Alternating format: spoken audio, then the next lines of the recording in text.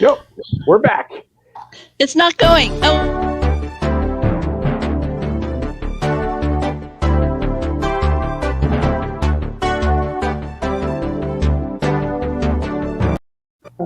Oh, hey, look. And then I cut it off short, huh? The countdown Let's go. totally Let's do gone. this And there you go. Sorry about that. So, hey. It's on.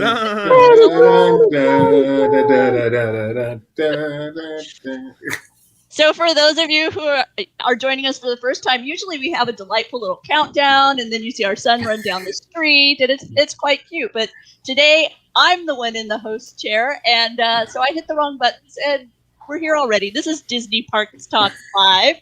I'm Rebecca Mosley, co-founder of LaughingPlace.com, and with me is my husband, the other co-founder of Laughing Place, Juby. We're also joined in the green shirt by Jeremiah Good, our East Coast correspondent, and in the maroon Epcot shirt, which makes no sense because he's our West Coast correspondent, is Mike Celestino. That was not a proper introduction for Jeremiah. I used to live in Florida. Yeah. Okay, Juby, you can reintroduce him correctly. And down in the lower left, the Laughing Place vice president in charge of wearing jeans to a water park is Jeremiah Good. Ahoy. Okay. Nicely done. So we've got a lot to talk about in the world of theme parks, especially focusing on Disney. And we're starting off with some great news that happened Friday afternoon. And that is California Newsom administration unveiled something they're calling the Blueprint Refresh. It's going to allow parks to reopen as early as April 1st. And that's once the counties reach this red tier risk status that the state has established. This means the parks will be open to California residents only, and with the attendance at a 15% capacity during that initial tier. We don't have a lot of specifics yet regarding this, and this reopening date of April 1st is kind of what is anticipated as the first available date given the guidelines that we do know of so far. But we chatted about it, a few of us here already, but I haven't got to hear what Mike Celestino has to say on the issue. So, hey, Mike, how's it feel? I'm a California resident. Yeah. So theoretically, I can go. I mean, the question is going to be how we get tickets, how easy it is going to be to get tickets, or difficult, which I imagine is going to be a little bit of a struggle. It'll be the same site that did Touch of Disney. So just log in now and good luck. I'm not looking forward to that morning, considering how incredibly tough it was to get Touch of Disney tickets. And the demand is going to be so much higher to go back into Disneyland. But and ironically, the price is the same. That's a few bucks more. I was sorry to jump in on this. I was doing a count of attractions that could be open in Disneyland, and of the 50 plus attractions that they have listed, like 15 of them could be open under the guidelines of outdoor attractions only, and that counts like Matterhorn and Splash. And that's part of what we're kind of waiting on currently, because the Secretary of California's Health and Human Services made remarks that some news outlets have interpreted to mean no indoor attractions would be open, while other outlets have interpreted it differently. So we're still kind of waiting to see exactly what the list of available and unavailable will be. DB, what were you going to say? I was just going to clarify that. I mean, it's possible it's that low. We don't know. It is one thing that is for sure unclear is what counts as an indoor attraction. Because, yes, they've said indoor attractions won't be available, but they have not defined that yet. And no one, at least in the public yet, knows exactly what that means. It's our pal John Allen Hale. Yeah, and he asked, wouldn't Disney want to wait until they go down to COVID levels to allow for bigger capacity? Those are some of the questions that all of us are waiting to learn more about. And with tomorrow being Disney's annual shareholder meeting, we're hopeful that maybe we'll get a better idea of where Disney's thoughts are on this, including this membership program that all of us anticipated the parks reopening with. So all of those types of things, it's kind of one of those stay tuned. But I wanted to ask Mike, though. how long was it before? But how long was it before you bought your Taste of Disney ticket? How many hours did you get to bask in that glory before you realized that you were going to be up against it again, trying to gain access? Well, Just trying to think about I'll that. say that I never got through to buy tickets. I was very lucky that I had a friend, a fellow theme park reporter, who got in before me several hours before I gave up. And he had a couple extra, because it's a maximum of 8 tickets that you could buy, and he had a couple extra slots. So he was like, "Do you want me to get 2 for you?" So me and my wife are going to get to go on opening day because he was kind enough to do that for us. But yeah, I was sitting there and I kept my window open for hours after that, just to see, because I was curious, when am I going to get in to buy tickets? And we had a live stream at 1 p.m. that day of Star Wars headlines, and at that point I just kind of gave up. But Oh, wow. yeah, and then I think, is it tomorrow or Wednesday, you got to go on again and do that again to get reservations for the restaurants. So Oh, that's wow. going to be a whole ordeal. And then yeah, hearing that it's likely going to happen again. John, our friend John Allen Hale, says that he got in the queue at 8:55. I was there waiting at like 8 a.m. for the queue to open up. I think it did open at 9, yeah, around 9, and then he got to buy tickets at 12:40. And then what day did you select, John? Are you going the first day? But yeah, it's going to be an interesting. Both this event is going to be interesting, and then once Disneyland reopens, that's going to be very interesting. And we're going to touch a little bit more on the event itself because they've released a food guide, so we'll discuss that in a little bit. Yeah, Juby? Just want to talk to John's original question. Disney has previously stated they would not operate the park if it didn't at least break even.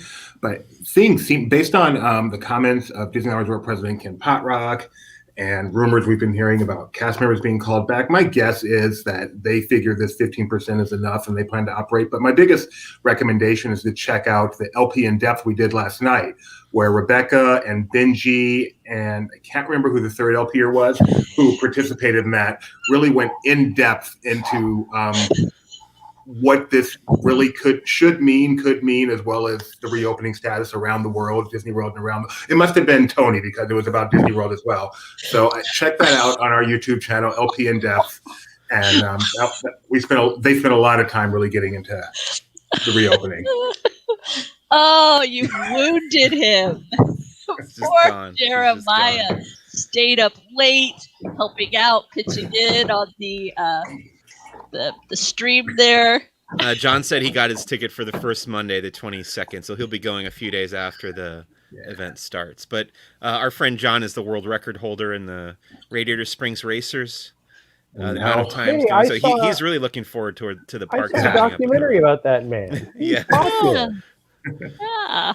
I wonder who was the mastermind behind that documentary, the creative genius who brought that story to life. Was that Tony as well? You want me to close Tony out your camera also? No. I know, right? But as Juby mentioned, and we had on screen briefly, Kent Potrock had a response very shortly after that announcement, but then later on he offered a more lengthy letter to the community, to the cast, and to the guests. And among the items that he, the part of it that caught my eye because of being a fan, it caught my eye. He said, Walt Disney once said, "The more you're in a state of gratitude, the more you will attract things to be grateful for. A cynic might say that lately there has been little to be grateful for, but I'm an eternal optimist, and the past months have helped me be even more laser focused on what I'm grateful for, our community, our guests, and our cast." And so it was one of those things where the announcement and then the subsequent emails and information from the Disney company left me very optimistic and excited about kind of the trends that we're seeing. And so if you want a further discussion of that particular topic, like Juby pointed out, you can check out LP In Depth that was last night, and it's here still on the Laughing Place YouTube channel. Among the other updates we have regarding COVID, the Tokyo Resort put out information that because of that nation's continuing state of emergency, that they have certain limitations that are going to continue to be in place. Their operating hours are reduced, capacity is reduced, different elements like that. You can find out more information about that here at Laughing Place, and they've extended those limitations through March 21st. Back at Disney, we're going to talk a little bit about the Touch of Disney event that is coming March 18th.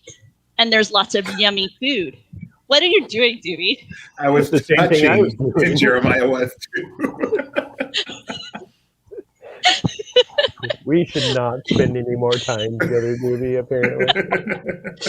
So this is a $75 event that's going to have a few what they're calling seasonal marketplaces open, where you can enjoy a taste of things that maybe you've really missed. As I looked over the list, the things that caught my eye were the fact that you can get Bengal barbecue skewers, you can get the Monte Cristo. They're doing like a half portion Monte Cristo, the Cafe Orleans, chicken gumbo, and the spicy and sweet and spicy chicken wings from the Tiki Bar. But you can't forget about the lobster nachos. That's the number one thing for any diehard DCA fan. What's that on the lower right? That's what I was going to ask. I hadn't seen those before. Now, They're just eating money? I think Pogs. I'm not 100% sure, slammers. Jimmy, but I think this is an item that you would be interested in. This is a plant-based, pastrami spiced Impossible Burger. And so it's going to have that's this. not what the lower right is. Oh, the lower right. Oh, those are the tokens from the Lamplight Lounge to let you know the various the place where you can get this. Yeah, sorry. Now get back to my burger. Yeah, no, it's a it's the season. It's a pastrami spiced pineapple with house-made pickles and mustard aioli and a seasoned, Impossible Burger patty. And so, yeah, it sounded like something that you would enjoy. So what are the tokens? Is that something they're giving away, or? I did not see. Now I have to scroll to make sure, but I did not see specifically what that was. They also highlighted in this announcement. Yeah, this is the Fluffernutter churro. That they just put that picture on the screen for the entire time. Our numbers would go through the roof. Churros. These are some of the items from the Cathay Circle. I'm going to scroll down and see if I can find out that information for you guys. The other thing that caught my eye are the glow cube items, because that's who I am. I like glow things. I'm confused by the house-made pickle. Go up right there. There you go. Lamplight Lounge coins souvenir coins. I'll take one of those, Mike. All right. I mean, as someone who can't eat any of this food, I was more interested in the little bits of merch we can get. But so yeah, there's the Pixar lamp and ball strong clip. There's a sapphire glow cube. I think we've seen those before. I'll scroll down because I was going to show popcorn buckets. What were you going to say, Doobie? I was confused by house-made pickles. Aren't pickles a vegetable? Like, no one says house-made carrots, house-made spinach. What makes pickles so special? Because typically you get them from a different place. This means that they're made there, so they're unique. They grow them. They have this farm that's sponsored by Caterpillar, and you can go through, and they have the Ugly Bug Ball show back there. That margarita looked good, and I don't drink, but it looked good. I'm now searching for these charms. I know I saw them earlier. I know they're here. All right, you keep searching. We'll just go on with the show. I wanted to ask, do you know if they put out an allergy guide for the Taste of Disney, Touch of Disney? Sorry, I have not myself seen one. Oh, here you go, Mike. They're going to have an ear hat bowl, the retro strong clip, the glow cube.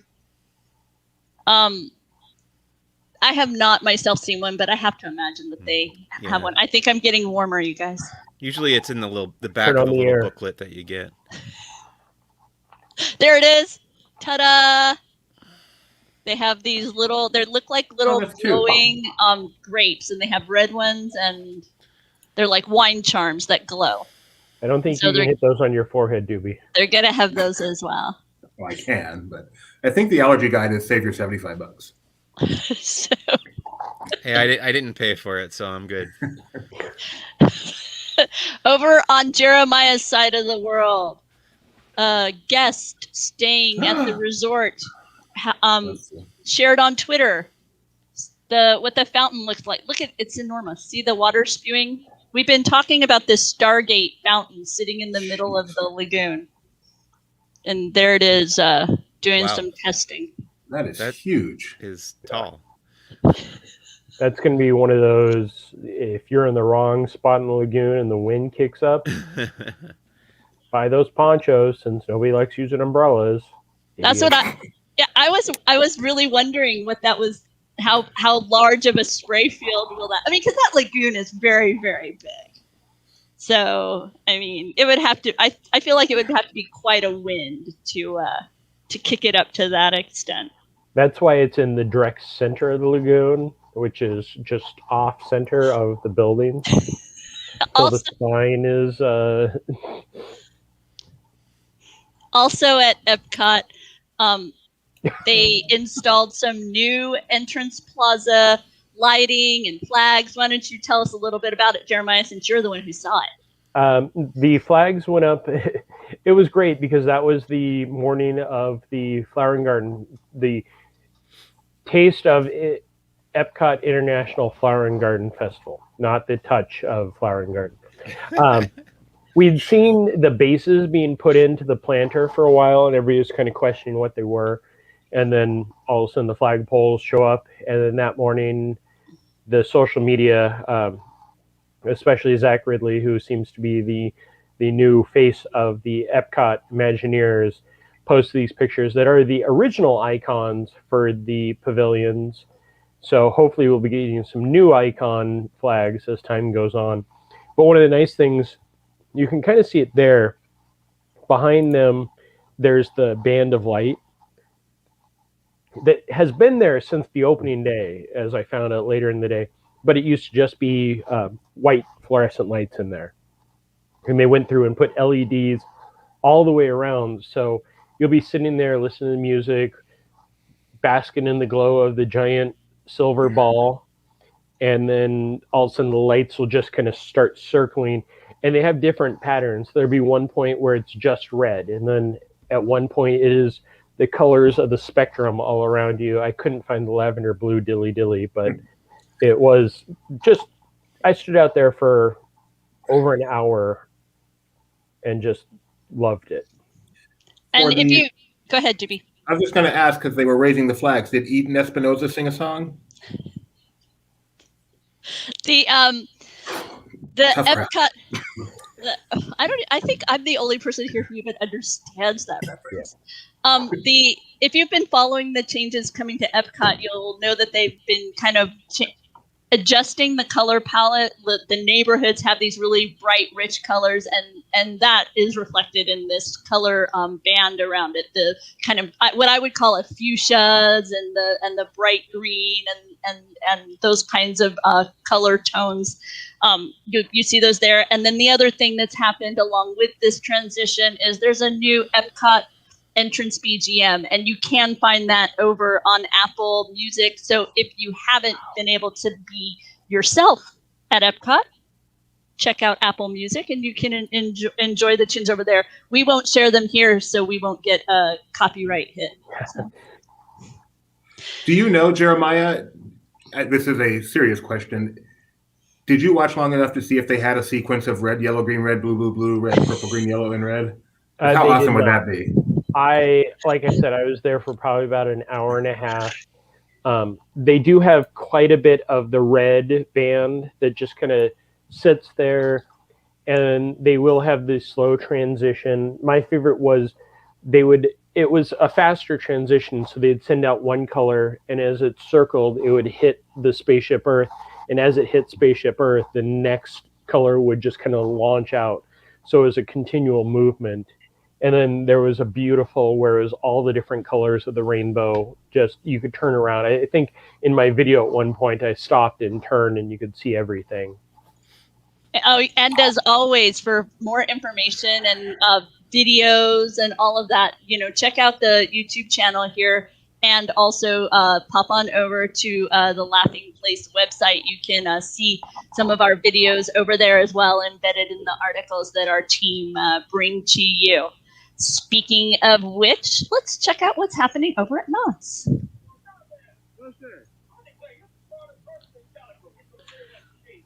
Oh, yes, I thought so too. We just arrived. You have just arrived. What do you recommend? You know what? This don't sound really cliche and lame, but you cannot go black Boysenberry pie. My recommendation on the way out is a black chicken. All this food's good here, but my word, this is not Boysenberry pie. All that dinner table's gonna make your family smile. So our own Mike Celestino was at the Boysenberry Festival. Mike, share with us a bit of the fun you had there. Yeah, we had a really great time at Knott's on Friday because we were there. It was a nice long day. We were there from noon till like 8 p.m. And it really felt like the beginning of what I hope is a much busier and more fun theme park season for Southern California this year. But there was a lot going on. Obviously, none of the rides are open yet, but obviously a lot of food for Boysenberry Festival. And then like the decorations were so great all around Ghost Town, and in Camp Snoopy they have all the Easter decorations up, and then there were characters like the one you just saw, Milton C. Howell, the deputy mayor of Calico. There's some pictures of the food. I was gonna say, there. I think first I have the food here. You want me to? Oh, here we go. Here's some of the merchandise as well, Mike. Yeah, so Knott's always does these t-shirt and pin combos for these events, and it's a good deal. You get a nice t-shirt and a pin for $17. It's pretty great. And then you could buy a Boysenberry plant to take home for yourself in those other pictures there. Yeah. There's also like hoodies and mugs and hats and stuff, which is always neat. Can I give some quick advice? Mm-hmm. Don't change. We love you the way you are. No, actually, I wouldn't mind some changes in you, Jeremiah. But my recommendation is go to the park with Mike Celestino, because I went via him. I was the producer for his live video, and it's just a lot more fun with Mike. So if you have the opportunity, you can see his Twitter handle right there. See if you can arrange that, and you'll have a much better time. You'll have to ask my wife if that's accurate. But I think we had a good time. And this was the Easter egg hunt they've got going throughout the park, and it ends with you being able to meet the Easter Bunny there at the Charles Schulz Theater. Ooh, I like that new sign for the Schultz Theater. I hadn't seen that. Yeah, I mean, the great thing the Knott's has been doing is they've been putting all the money they make into refurbishing the park and renewing a lot of the stuff in the park, so it all looks nice and new and clean. This is one of the Easter eggs with Sad Eye Joe there in Ghost Town, and the Catberry egg for the Catawampus. Oh, okay. Yeah, Sad Eye Joe wasn't. He was sleeping when we went to visit on the air. Yeah, I talked to him earlier, but when we went on the live stream, he was not around, or he was there, but he was snoring. This is Camp Snoopy, where they've decorated for Easter a little early, but it makes sense because I think this event goes through the end of April. So, I mean, right now, who knows if that'll change because of the theme park openings, but this is all the Easter eggs and nice colorful decorations in Camp Snoopy, where you can also meet the Easter Beagle, played by Snoopy. He's so cute. He is pretty cute. I have better pictures of that I need to put in there, but yeah. He's so cute. And then you said there was lots of What? Go ahead, Doobie, sorry. Nope. No, I don't think you should. Oh, never mind. So there was also a lot of entertainment going on. Yeah, more characters. So they do these character interactions from safe distances. You know, they have that lady up on the balcony at the Calico Saloon, and this guy was doing like magic tricks in Town Square, which was pretty cool. There was like a baker lady in the window there, and then this surfer dude on the boardwalk, and they do this fake radio station called KNOT, where they broadcast music through that area, and then they have little comedy sketches.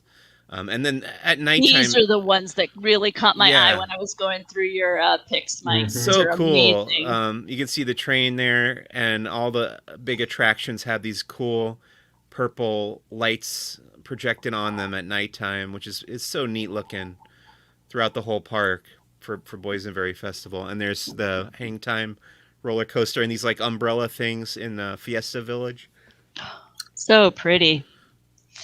I think that's going to be a background on my computer. Just like Yeah, a when I took that wallpaper. picture, I was like, hey, that turned out pretty well. It's really pretty. Yeah. No, the colors are really nice. Nice I enough was- to eat. And then this is where I got extremely jealous. Yeah, this is the thing I was looking forward to the most, and it ended up, of course, being my favorite part, because Crazy Kirk and the Hillbillies, who used to be Billy Hill and the Hillbillies over at Disneyland, have become a regular feature at Knott's Berry Farm, but they haven't performed there live in the last year, obviously, because there weren't any live performances, basically. But now they've decided it's safe enough. They can have the band up there on the stage. They're separated. You can see on the video there that they're separated enough, and then the picnic tables are separated in the audience area. And it was just a great show. We watched 2 of their sets. They do 4 sets a night during the festival, and they always do a great show. Are the sets identical, or do they switch things No, up between no, sets? no. So cool. All completely different. Yeah. So, Mike, Oh, is there a so point cool. at some point where Crazy Kirk may get his violin bow stuck in his nose? I haven't seen that. Is that a bit that he does? He used to do that at the that was a golden horseshoe bit. Maybe I just don't Constantly remember, do. but he still does Walking down he the still does the stairs. fake teeth thing. He still does Mhm. the cow noises and What stuff. do you get when you mix country and rap? Mm-hmm. Yeah. You. Maybe that was intellectual property of Disney. I don't know. And these are just some of the wonderful food items they have. Yeah. Their boysenberry iced coffee, Yes. boysenberry macarons. That's a macaron, right? Not a macaron. Yes. Pizza with a boysenberry type barbecue sauce on it. What do you really think, Jeremiah? Is that boysenberry? Never mind. Oh, Gravy, This is boysenberry like gravy. Cookie decorating kit that we got, and this came with the next picture. They gave us 2 straws, these silly straws with Charlie Brown and Snoopy. Joe Cool. I think Yeah. this would have been Doobie's favorite of the day. I think it was the red velvet with the boysenberry cream cheese Bundt cake. Mighty good. frosted cake. Honestly, I want to try some of the boysenberry beverage, non-alcoholic beverages, because it's such a yummy flavor. I think it would make for a good punch or something. Their boysenberry basil lemonade was one that that really struck me when I went last year, just before the closure. Mike, how were the boysenberry Dippin' Dots? Did you try those? I don't think they announced those until after the day we went. So I'm not sure if they were there already or if we just didn't know about them or what. But I'm not sure if I can eat them anyway. But yeah, we didn't have those. But yeah, we had a great time. We always have a great time at Knott's, and I highly recommend this event, even though the rides are still not open. It's pretty much the rest of the event is there, other than the rides and some of the shows. So So- Doobie, this was what he has as his final tweet of the evening. Good night from from the Boysenberry Festival. Do you know what my mind instantly went to seeing this? What do you think it reminded me of? Light magic? Okay. You didn't recognize my light magic theme? No, I didn't. But yes, you are correct. It reminded me of that amazing display that we would constantly see when we would be leaving the park that hung over the train. You know what I'm talking about, right, Jeremiah? Yes. So, Mike, was it worth the $75 for this taste of Knott's? It's not. I don't think it's 75. It's 45. I'm pretty sure. Yeah, I'm not sure it was 75 for 2. That's very far. So. And the food works there, so you pay 45 and you get 6 food clips. 5. You get 5 items off the very extensive menu. Yeah. I have it in the other room. I should have brought it, but there were pictures of it in there. When I went in October for whatever their festival was called during that time, it was like just amazing. There were 3 of us, and we had just tried everything. And I think at that point it was $35. So they just seemed to bump it up $10 each time. So what, in 2 years it'll be $75 or so? And Disneyland Resorts is $75, which includes $25 worth of food. They don't use the pull-off thing. It's just like a $25 whatever. Yeah. So there's no doubt you're paying $50 just to get in. Whereas Knott's, they're able to hide a little more, get the more expensive stuff. It may even kind of be free to get in. And the food portions were massive. I don't know if they were still this time, but I remember the mac and cheese and stuff that they were giving at Knott's was a full little serving and could fill you up easy. Well, I'll say that, I have food allergies, so I can't really eat at Knott's pretty much at all. So we get, at these media events, they give us 2, because we had 2 admissions. We got 2 tasting cards, so my wife had basically she had 10 items to go through, and she's always like full by halfway through the day. But I'm like, we got to take more pictures. We got to get more items. So we tried to get through as much of it as we can, and we did take pictures of all 10 things that we got, so... And there's a lot of pictures and the full pictures of the full menu as well at Laughing Place from Mike. So if it's something that you had been considering, or maybe as I'm interested to see kind of how these shift with the reopening, because I have to imagine that they were already thinking about what would we do next if we weren't open. I'll be interested to see how they kind of incorporate these special tasting events in the future at all. My question is, obviously the event is already planned for a couple months at Knott's, and theoretically the park can open after April if we get into the red tier or whatever, which I think we're going to, right? But now my question is, like, will they just open the rides and keep the event going as planned? I don't know. Like, I'm not sure what the end result would be after April comes, if the plan's going to change or not. Yeah, it's going to be interesting to see how each of the parks navigate some of these special events that they've already announced. Because, like, even Universal, they recently opened up ticket sales for their Taste of. I don't remember if it's called Taste of. I'll be at Universal on Friday, we should say. Very good. And SeaWorld on Saturday. Are you at Uni for their event? Yes. Oh, it's starting already. Wow. Their event starts this Friday. We got a media invite for that, so I'll be there for that, for whatever they... sometimes for their media events, they don't let me stay all day. It'll just be like they'll show us what they want to show us, and then we leave. So we'll see what happens at Universal on Friday. I'm not sure if we'll do a live stream or not, but then Saturday we'll be at SeaWorld all day for their current tasting event. And when is DCA's tasting event? The 18th. That would be the following Thursday after that. And then also I did want to mention, if you want to see the full first set of Crazy Kirk and the Hillbillies, we have that video on the Laughing Place YouTube channel. It's a half hour long. That's what I'm picturing, Mike. No, I got a nice picnic table seat, so I was able to rest my arms. Okay, good. Can I say 2 things real quick if we're done with Knott's? Sure. Yes.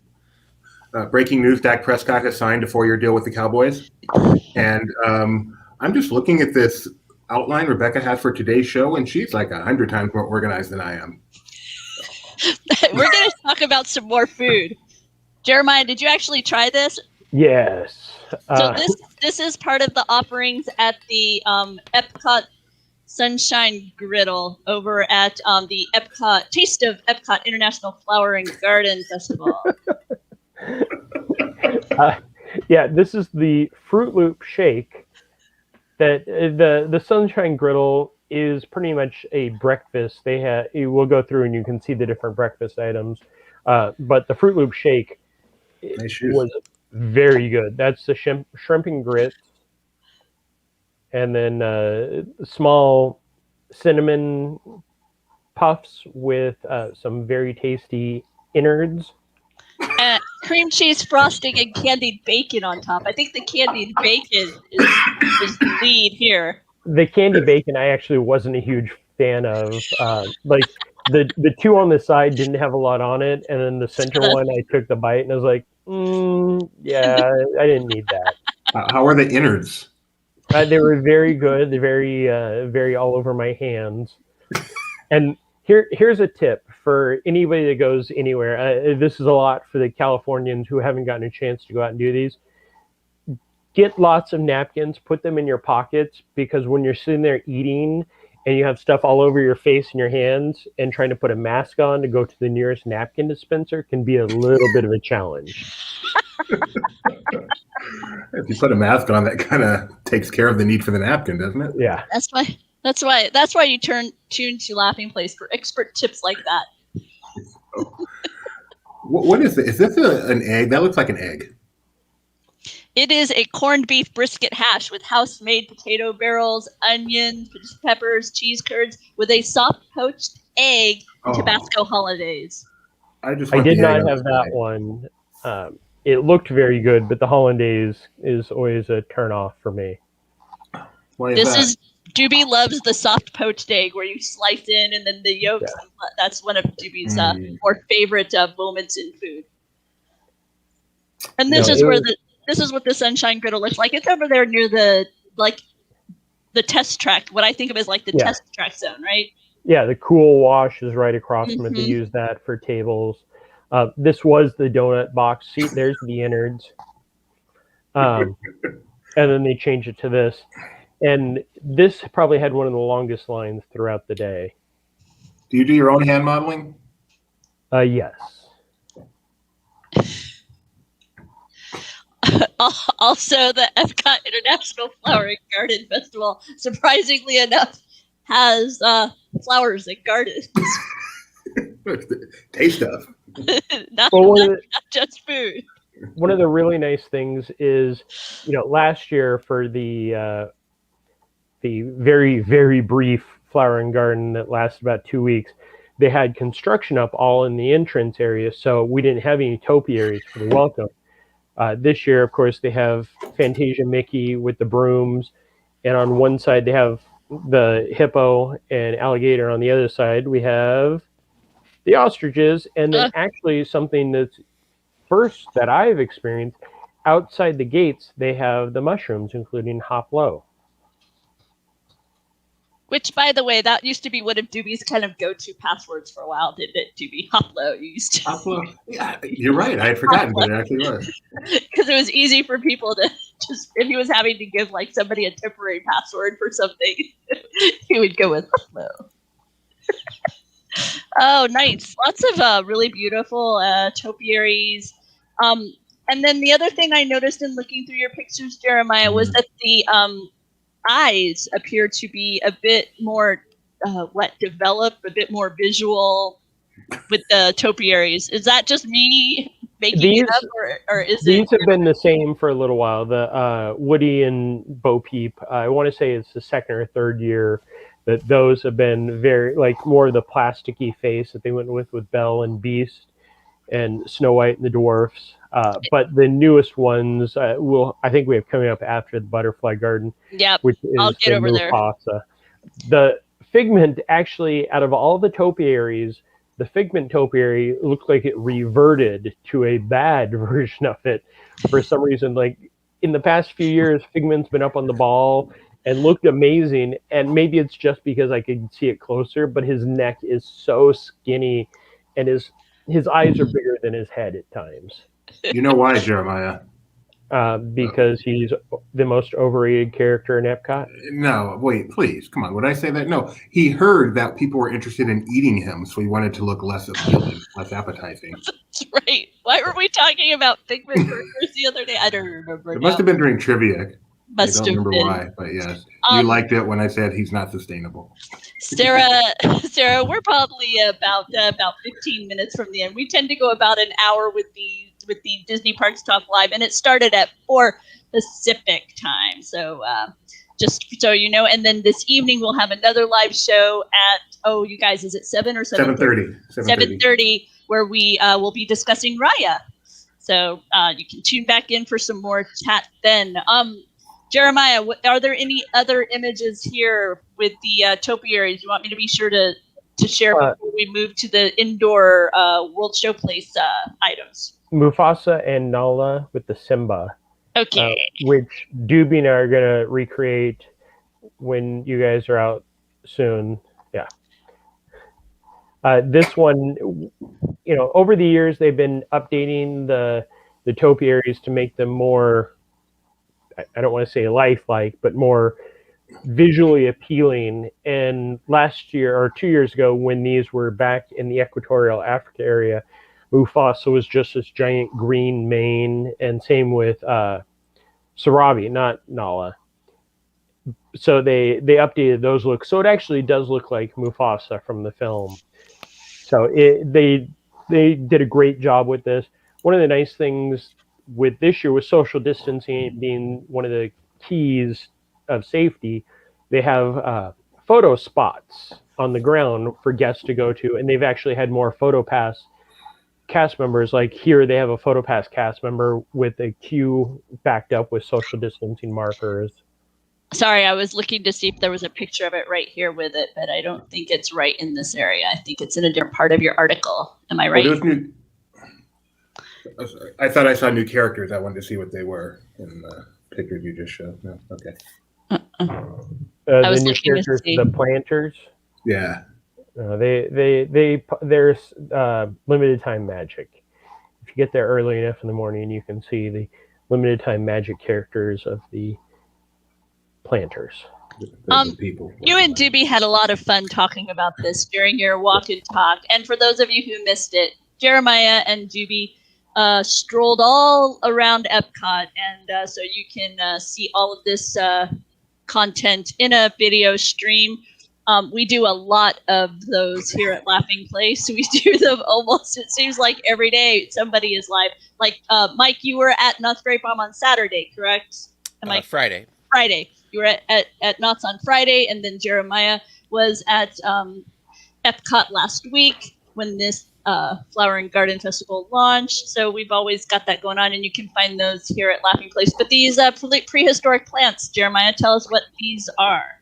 So this was a small garden that popped up. I want to say it was 5 or 6 years ago, right next to the Universe of Energy, which of course was famous for the dinosaurs that were in it. And this was just a really small garden off to the side. And then they noticed a lot of guests enjoyed it, so they moved it to a more prominent area. Then when Universe of Energy closed, it disappeared, and they brought it back kind of right in the middle of the walkway.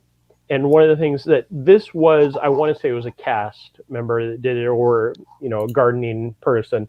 They just went and bought a bunch of little plastic dinosaurs and stuck them in the plants, because all the plants in there are plants that would date back to prehistoric times. So they stuck different dinosaurs throughout, and Doobie and I were having lots of fun going through and counting and identifying the dinosaurs. Or I'm sorry, the dinosaurs. Yeah, that was a good time. And it'll give you ideas on what you can bring home. Recreate this at home. There we go. That's the words I've. Please don't bring home the dinosaurs. Right. They will eat your lawyers, and that's not good. Well, lawyers not so bad. Yeah. There's also the Farmer's Feast kiosk, which can be found. World Showplace. Yes, these photos are all from the World Show. Actually, I think we have 2 or 3 different articles with the World Showplace foods, because each of them, this, just like with Mike, this was at our media event, so they had these set up really nice for us. Yes, Doobie. I'm sorry to interrupt, but we just went through a dinosaur conversation, and I've got something that's really been bugging me. Mike Celestino, what's your favorite dinosaur? Oh, boy. Let's see. As a kid, it was probably the Brontosaurus, which they decided was not a real dinosaur. But it is a real dinosaur again. They now brought it back. Yeah, they discovered that Ultrasaurs and Hadrosaurs, there was a subspecies that they called Brontosaurs. Okay. Well, and then also I like to say the Plesiosaur, but then I heard that that's not actually a dinosaur. Oh, that's a water-based one, right? Yeah. But yeah, I do love the Plesiosaur. Yeah. But of the ones that are considered actual dinosaurs, I guess I'll go back to Brontosaurus then, if it's real. I kind of thought you might say George Lucas. Oh, shots fired by DB. And he shot first. So Jeremiah, what can we find over at the Farmer's Feast? They have quite a bit. Each of the food booths, they have 3 different food booths. They have 3 different main items, along with usually a specialty beverage, and then just some different alcohols. I won't go through each of these because I didn't try them all, but they were definitely the ones that I did get to try. I enjoyed quite a bit. And then again, this is a Cheddar Bay biscuit with a salmon tartare that was, as somebody who isn't a big fish person, that was actually very good. Tartare is a fancy way of saying they didn't bother to cook it, right? Pretty much, yeah. Yeah, okay. This looks like it would be my favorite. Yeah, they actually had another tart, which I think if you scroll down, I think it's in this article, that I definitely will be getting throughout the festival each time I go in the key lime. Am I looking for the Yes. key lime? Okay, I'll scroll on down past the fried green tomatoes, the pork belly, and there it is. It was very good. And now pretty much everybody, this was during our media event, so it was a lot. So Lou Mangello liked this. I think that's the easiest way to say that it is good, is Lou Mangello liked this better than it has in the past. Apparently Tony Betty needs further clarification as to if you prefer the Elasmosaurus. Well, the Loch Ness or Monster the isn't real either, so it's really none of them. But, Whoa. Mike, are you not a believer in what is the word? Whatever the fake animal. Yeah, cryptozoology. Fake animals. It was my favorite thing as a child, cryptozoology, but I don't think most of those things are real. So Bigfoot? I don't think he's real. Yeti? No. Loch Ness Monster? Unicorns? No, definitely not unicorns, no. Skunk apes? Jackalope? We live in an age where everyone has a phone, has a camera in their pocket all the time. If these things existed, we'd have photos of them. Yeah, but nobody goes into the woods anymore. They just cut them all down. So the poor Bigfoot, I'm sorry, he doesn't want to be called Bigfoot anymore. What's his name? Daryl? Yeah. Harry and the Hendersons? Do you believe in Harry? Oh, so sad. I remember seeing that movie at the drive-in theater when I was a kid. I feel like I need to clap. You know how like Tinkerbell's dying and you have to clap to save her. I feel like that's what I need to do now.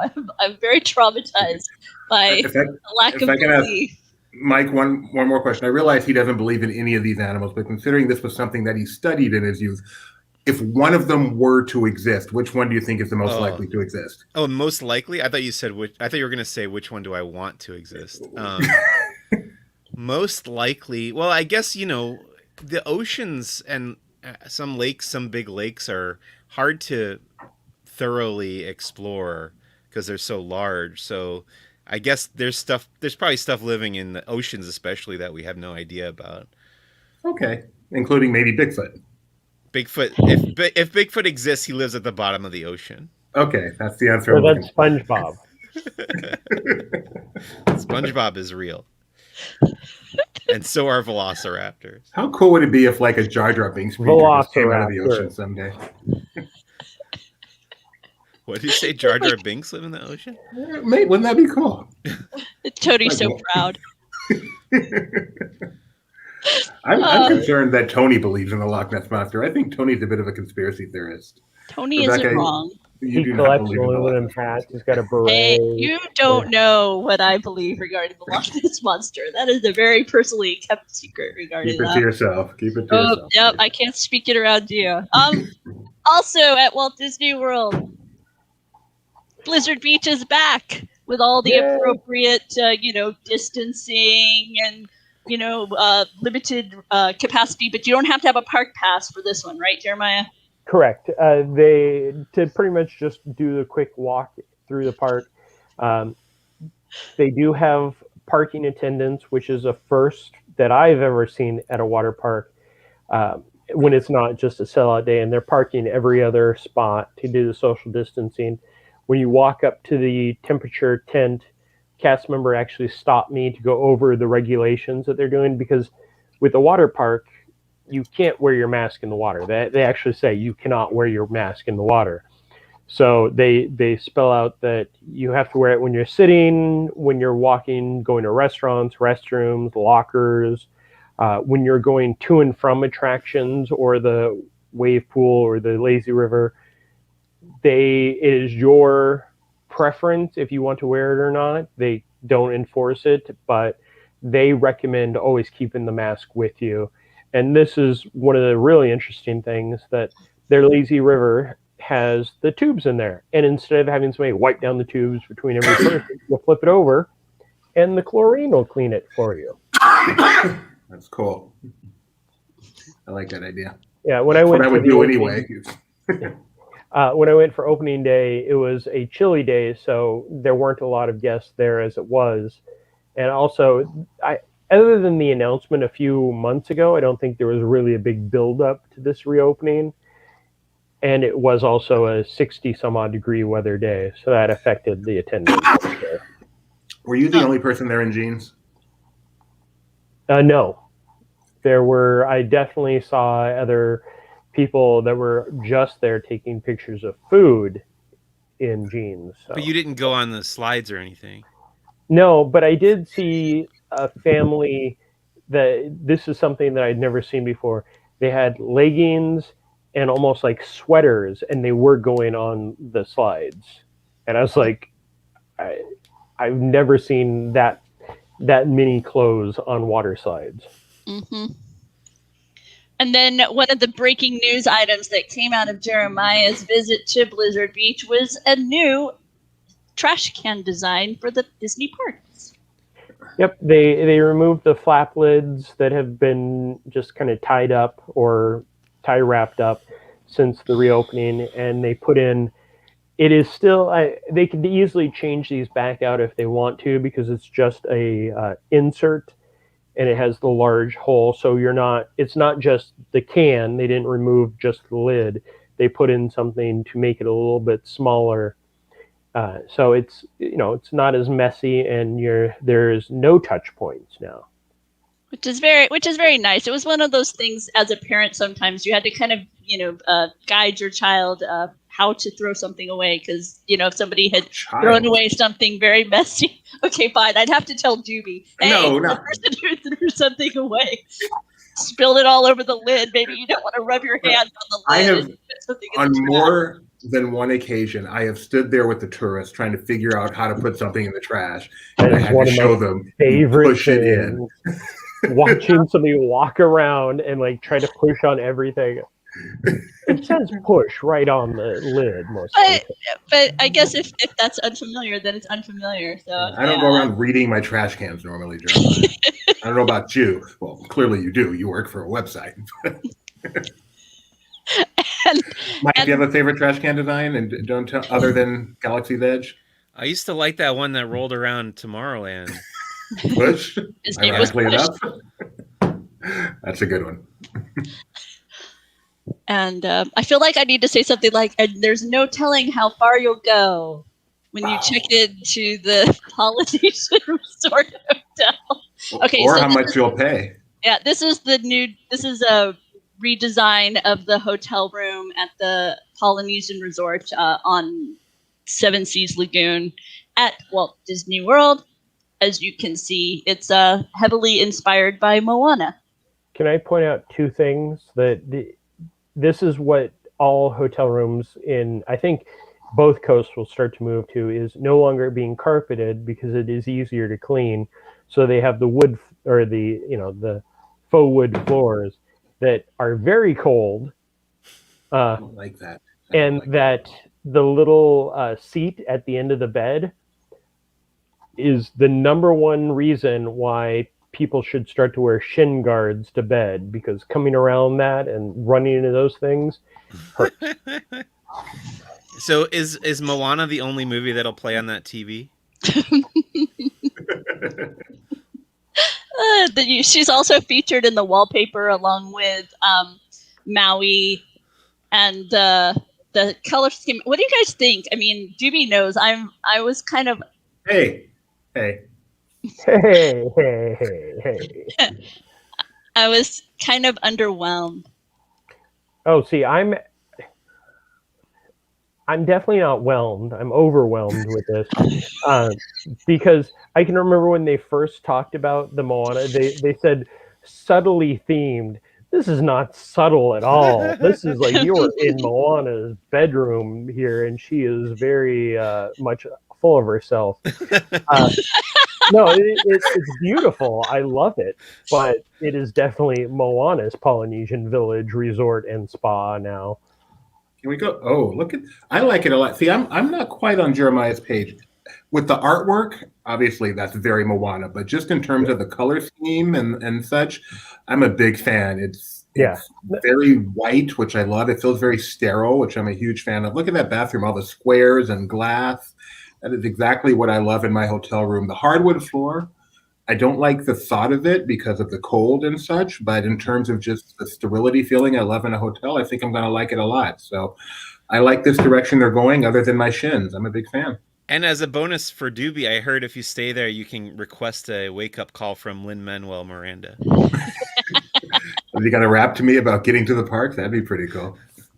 Don't pass up your shot, Doobie. How about this? Amenities. And the other part of this announcement that hasn't got as much play but caught my eye along with our team is that they've transitioned and they're now calling this the Disney Resorts Collection. As opposed to just Disney Resort hotels. They're like have this overarching idea with the resort. It used to, when you would go to this webpage, it would say the Disney Resort Hotels. And now it says the Disney Resorts Collection. And then down here it says our unique Disney Resort hotels feature the same legendary storytelling detail. They're really focusing on the bringing the Disney magic into the resort experience, which I feel like used to not be part of the fun. Yes, go ahead, Jeremiah. They're going to pull the Disney magic up to the hotels? Yes. Yes, wow, Seven Seas Lagoon is going to be blocked worse than with the Stargate. This is weird. I mean, I guess. What do you mean it's weird? I don't understand. Collection. I don't understand the collection. They're hotels. The Disney Resort hotels. What was wrong with they're hotels? No longer. They're trying to move away from the value, moderate, that type of thing. So it's a collection of hotels. But they're not still calling. They don't have the tiers anymore. I don't think they call it out so specifically anymore. See resorts, and then you go. Let's see resorts. Let's go here. Let's all discover together. Click the button. I did. I clicked the button, and now I have to scroll where's past the all filter? the warning. Hang on. All the notice for the word we don't say, just in case. Okay, and then what am I? Filter Resort by price category. range. What? Click that. See? Yeah, you were saying, Jeremiah. Well, no, but things like resort characteristics. You've got the whether or not it's got the monorail or the Skyliner. I don't know. For me, I just think this idea, like I say, I feel like it used to be that they would showcase much more of the stay in a resort that reminds you of the Polynesian Isles. Whereas now it's going to be stay in a resort inspired by the beauty of Moana. That's how I'm reading this transition. So this is all about Bob Chapek, huh? The Disney Resorts Collection. He's gonna. We call him the IPCEO, and we are finding out why. I'm not saying that's a bad thing. When you go to Disney, you want Disney, and Mr. Chapek will make sure you get it. Because that is one of the things we used to talk about as a fan. We used to talk about how weird it was in some ways. Like you'd go to the Caribbean Beach Resort Hotel, right? And your room would not be very Disney. We used to play Find the Disney. Yeah, it was kind of fun actually. And now I feel like it's going to be more prevalent. So, like Jeremiah was pointing out with just that very room with the Moana room, but they were talking about how this is inspired by Moana. But I mean, she's just right there. The exact opposite though falls for the Contemporary Resort. I mean, we started to hear rumors that they were going to retheme everything as Incredibles, but the concept art they put out a couple of weeks ago doesn't have anything. It is more of a contemporary art feel. So we were expecting one thing and they completely went, nope, we're just going to do our own thing. Until they launched the contemporary art series on Disney Plus, and then we see what they were going for all along. Yes.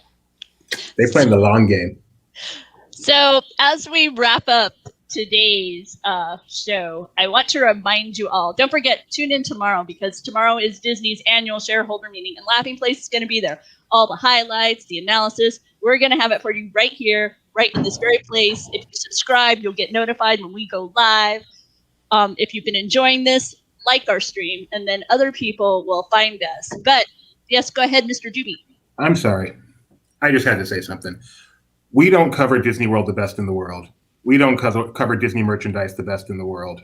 We do a great job, but we don't do it the best in the world. But one thing we do better than anybody in the world, and I'm including CNBC and Bloomberg and all of those, is cover Disney corporate events like Investors Day and like the Shareholder Everyone's Mtg. favorite. I don't care if you like them or hate them. I'm not saying. I'm just saying if you care about what happens tomorrow, and if you're a fan of Disney, you should care about what happens tomorrow. There is no place else you're going to get better coverage anywhere than Laughing Place. So we definitely this is our day. We always have way too much fun. It is like mission control around here when it's Disney Shareholder Day, because it used to be. I don't know if it'll be like this year, but it used to be long ago, before we had such a large team. It would be Doobie, myself, and Ben. And then for a while, Ben would actually go and be physically at the meetings, and it would just be Doobie and I listening at home and trying to get the information out as quickly as possible. And then when Ben would get out of the meeting, then we could learn the stuff that they didn't share, because they would cut out the audio or whatever for show the clip of whatever movie or that type of thing. And so it was so exciting. And back then, this was before Twitter, so we were one of the few places that had any of that kind of live blog stuff, because we were doing Twitter before there was Twitter. And so yeah, it's a fun day. I miss my calling. I'm looking forward to it very, very much. So make sure you go to our website, laughingplace.com, because that'll kind of be the hub for everything. We'll be live blogging it. We'll be live tweeting it. We'll be going on the air right after it. Yes, Mike. What are we expecting to come out of this? Do we know anything Nothing. about what they're going to... We have not a darn thing. idea. Okay. I think the highest hopes we have is maybe they will rush to figure things out and get a Disneyland opening date. That is pure speculation, but I think that would be the highlight of what could July 17th. Yeah. Oh, boy. But the nice thing about following it with Laughing Place is, as they oftentimes, if they do share a trailer or something like that, they'll drop it simultaneously other locations, and Laughing Place will be aggregating all that content, and it'll be all there in our live blog as it hits, whether it be a tweet from Disney, an Instagram from Disney, a YouTube video, all of it. And like I say, we aggregate it, and we do our best to keep you on top of all elements of the Disney company as the shareholder meeting evolves. Yes, Mr. Jeremiah. Do we actually know what time the shareholder meeting is? Because we keep just referring to tomorrow. 10 a.m. 10 a.m. Pacific, I believe, is the time. Yeah. I say tomorrow because it's unsure how long it lasts. Yeah. And so that's our stuff. A bulk of our analysis and chatter about it will be after it's over. And I can't tell you when that'll be. Yes, Right. Jim, were you going to say something? For us, it lasts all day. I mean, I'm not sure Benji will totally. get any sleep tonight. He is so excited. Yeah. And Yep. any little tidbits will be live blogged, and every little thing will be put on the YouTube stuff they drop or whatever. And then when it's over and he gets live on the air, you think you saw one, because of course you can watch this meeting this year. It's obviously remote. You think you saw one meeting. Then once Benji tells you what you actually saw, it's like, whoa, that's not what I saw. But no, Benji's right. He plays it backwards and finds the secret hidden messages in there. Benji can't hear me right now. He doesn't know a lot about a lot, but no one knows this company from a business perspective like Benji, and I include everyone within the company. I include Bob back in that conversation. Doobie's just listing off the backhanded compliments today for all the LP, for everything laughing. Well, as long as he's not talking about his boss or anything. He is totally like a kid at Christmas. And then the other thing is, right now we don't have a morning show scheduled. Our first show is scheduled, and my money is that you will see this live stream pop up sometime in the morning because something will happen, like on CNBC or something, and he'll be so pumped that he'll get out there on YouTube to talk about it. We'll It'll see. be all of us like, what are we talking about here, Benji? We'll see. That's my speculation. I'm envisioning that the first scheduled stream will not end up being our first stream tomorrow. And Benji is not watching this right now. If everyone who is watching can do me a favor and not tell him what I said about him, I would appreciate that. So as we move into the wrap up, just a few quick hits. We've got an opening date was announced for Super Nintendo World. That's coming on March 18th.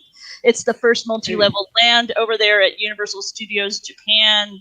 It's going to kick off Universal Studios Japan's 20th anniversary celebration. Are you excited to go do that, Jeremiah? I'm excited to visit it. I'm not overly excited about what it will be like when the crowds are in there because I've talked to people that have actually been there and it is tiny. Like, this is what you see. You think of half of Star Wars Galaxy's Edge and then probably cut that down to a third of it. That's more of what you're looking at. And the rides are, I love Mario, so I'm looking forward to it, but it's not the most thrilling of attractions in there from what I heard. But again, it's beautiful. And Universal Orlando's Epic Universe has resumed construction as they announced resuming construction immediately, bringing over 14,000 jobs to the area during the development. And that was at the Morgan Stanley conference that the CEO, Brian Roberts, made that announcement. Epic Universe is going to be a 750-acre site near Universal Orlando. Mike, I know that you're happy to hear Epic Universe is coming back. What particularly is it that grabs you about that development project? I'm so excited for that park. I really like all the different lands that they revealed, especially the Universal Monsters area. I can't imagine how cool that's going to be, but I'm so excited that they are going back to building this thing. I'm glad that Universal was the one to have the first strike back at, building some new stuff after this pandemic era, and they got to start planning for the future again. I don't think the parks can be stuck in this rut for very much longer. So I hope Disney gets on board with some of that too. Well, the main reason why Universal Orlando decided to announce this and go forward with it is because Epcot got flags that same day. So Universal's wait, we can't let flags overshadow us. Epic. And they still did, by the way. Yeah.